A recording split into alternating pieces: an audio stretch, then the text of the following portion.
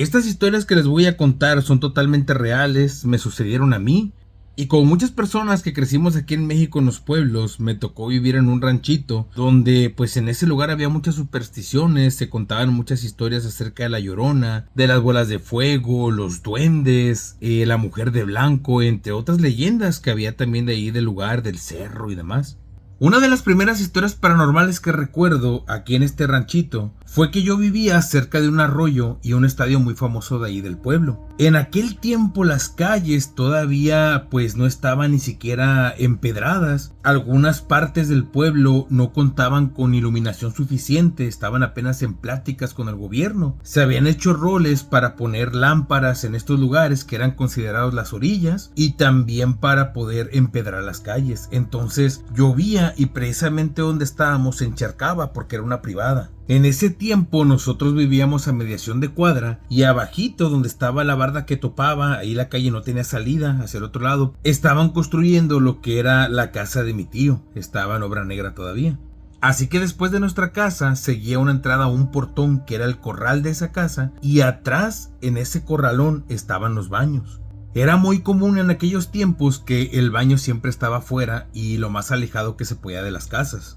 Y mi madre siempre tenía una rutina que era que nos preguntaba después de cenar que si queríamos ir al baño. Pasando más o menos media hora o una hora de haber cenado, nos hacía la pregunta. Y esa vez me acuerdo que tenía ganas, le dije que sí. Ella siempre me encaminaba ya a la entrada del portón y de ahí me vigilaba a que llegara a la puerta del baño. Ya llegaba yo a esos dos cuartitos oscuros que estaban hasta atrás y atrancaba la puerta que era de metal. La construcción de estos dos bañitos eran de ladrillo, muy sencilla la construcción. Al lado de estos bañitos estaban lo que era una pila y una bugambilia, y en esa pila, con ese lavadero tan grande que era muy característico de estos lugares, había un foco, pero no lo prendíamos. Enfrente de los baños estaba un árbol de aguacates muy grande también, que estaba al ladito del portón, y al final pues la casa ya oscura en obra negra. Me cuenta mi madre que esa noche que pasó todo, ella tuvo un presentimiento. Estaba lavando unos trastes que le habían quedado de la cena, cuando algo por dentro le avisó el niño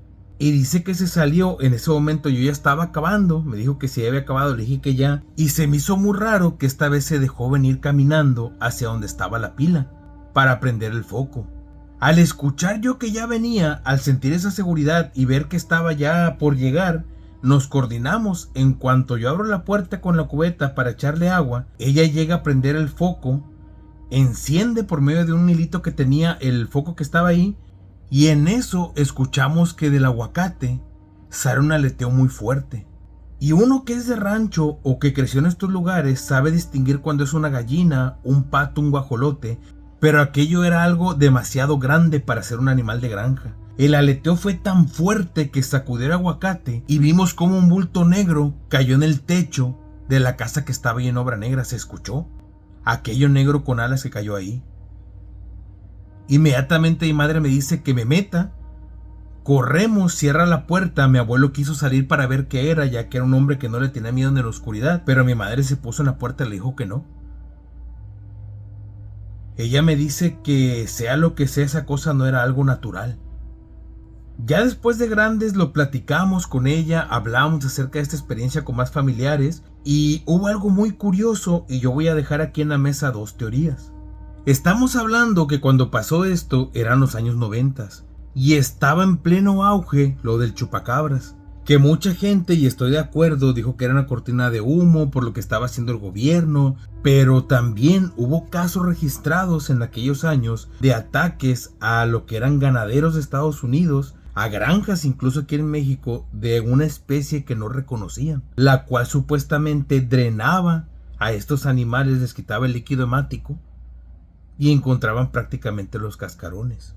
Y la segunda teoría que nosotros en ese momento comentamos, y ahora que pues estamos más empapados de estos temas, es que posiblemente era lo que llaman también las brujas o nahuales que se contaba que había en ese pueblo.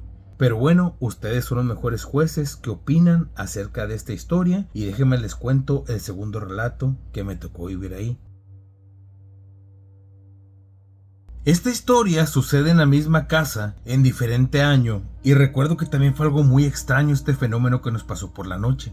Parte de la rutina también que tenía mi madre era de que ya acabándose el noticiero, que era muy común en televisión abierta, apagaba la tele. En ese tiempo teníamos una tele muy pequeñita en blanco y negro. Esta televisión estaba enfrente de la cama en una mesita y no alcanzaba, como las pantallas de hoy, a cubrir la ventana. Entonces la ventana que daba a la calle, con ese vidrio como corrugado, quedaba arribita de la televisión y no se alcanzaba a ver para afuera. Aparte, mi madre le había puesto una cortina, aunque no tapaba mucho, era una cortina como de carpetita con agujeritos, pero alcanzaba a entrar un poco la luz de afuera, la luz de la esquina, de la lámpara de la esquina. Y recuerdo que esa noche, yo estando ya acostado, mi madre se iba como un cambiadorcito que tenía en la esquina de ese cuarto a ponerse su pijama. Yo dormía con ella y mi abuelo dormía en un catrecito al lado. Cuando de repente ella estaba todavía cambiándose, cuando yo, volteando hacia la televisión, empiezo a escuchar que de la parte de afuera de la calle,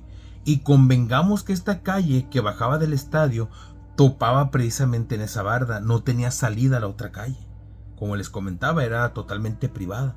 Empezamos a escuchar una especie de cánticos en M, como cantos sacros.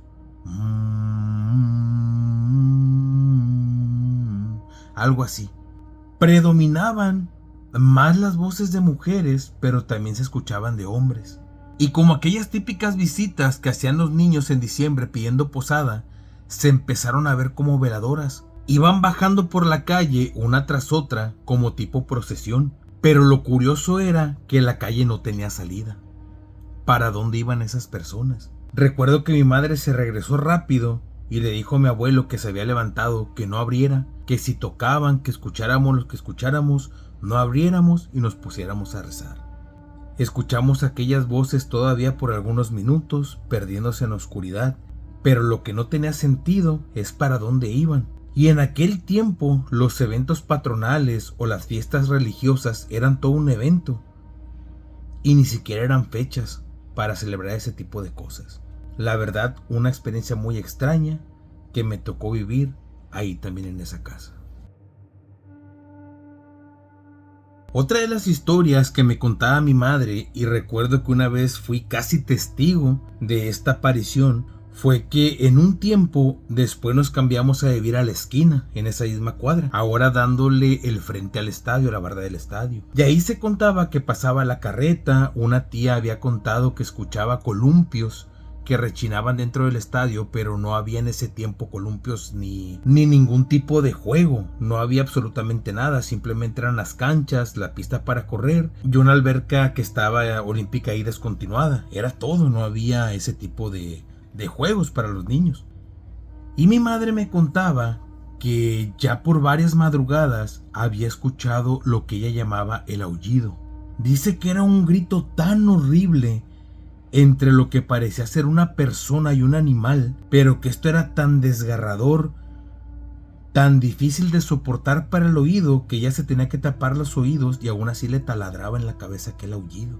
Lo curioso era que siempre que se escuchaba este aullido, alguien fallecía por las cercanías. Dice que una madrugada el aullido estuvo tan pegado a la casa, aquel grito, aquel lamento, que me tuvo que agarrar, apretarme. Yo recuerdo esa noche que me desperté, sentí como me abrazó, pero de más, muchachos, hagan de cuenta que sentí como me pegó a su pecho. Me quise despertar y bueno, me volví a quedar dormido, afortunadamente, porque dice que ella tuvo miedo que en ese momento yo me despertara y me espantara con esta cosa que casi estaba pegada a las ventanas de la casa.